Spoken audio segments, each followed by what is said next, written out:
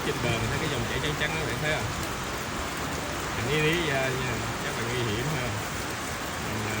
Mặc dù nó gần bờ nhưng mà khi mà mấy bạn tắm biển á, có cạn nước có cạn như thế nào thì thấy cái dòng chảy trắng trắng đó, mình cũng nên nghĩ ra mình có xuống tắm chỗ đó ha. Ở dưới phía xa xa kia cũng vậy nha. Đấy, cái dòng chảy trắng trắng như này nè. Các bạn thấy không? Thì thấy nó cũng phải ní ra nha. Đừng có tắm cái khu vực mà có dòng chảy, còn người ta gắn cờ đen nè, cờ đỏ nè. Kè này thì chắc chắn thì mấy bạn sẽ đưa con và gia đình đi tắm biển rồi, đi xuống biển chơi rồi. Nhưng mà lưu ý ha, khi mà ra ngoài biển thấy đứng ở trên bờ mà thấy những cái dòng chảy giống như vậy nha, trắng giống như vậy nè, là lý ra nha. Dù nó gần bờ nhưng mà cái dòng chảy nó sẽ cuốn mình.